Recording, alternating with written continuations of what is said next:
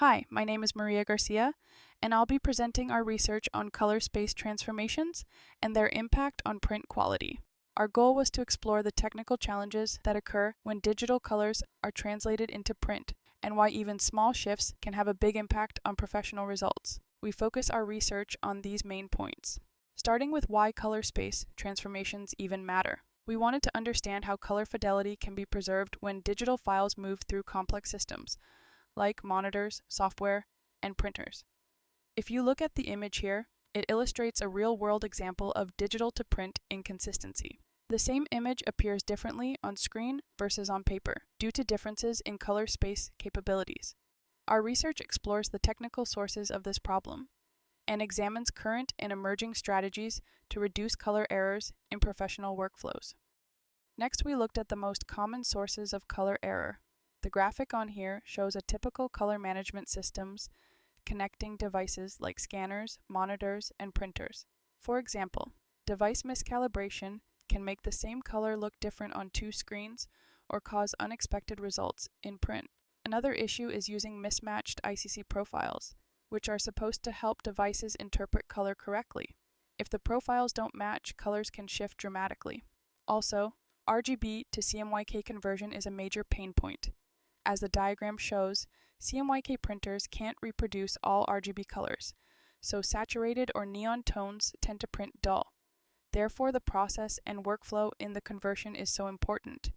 And finally, inconsistencies in ink, substrate, or print environment, which is what we call process control, can affect results even when everything else is calibrated, converted, and processed correctly.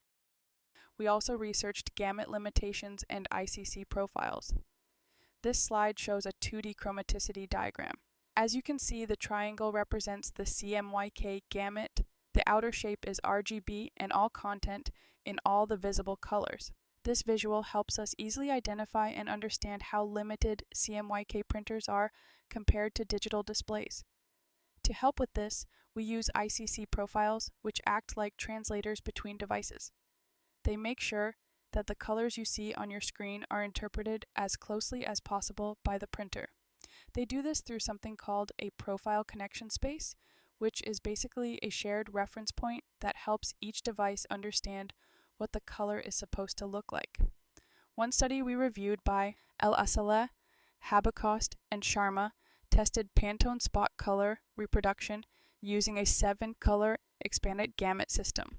Their results showed a color difference of less than 2.0 using proprietary software. The printed colors were visually indistinguishable from the originals. That's a strong case for smart profiling. And finally, alternative methods for color fidelity. Beyond ICC profiles, we looked at newer methods like Retinex, which simulates how humans perceive color under different lighting. In the photo comparison here, you can see how the algorithm maintains consistency between two differently lit images. We also explored chromaticity correction, which separates hue and saturation from brightness.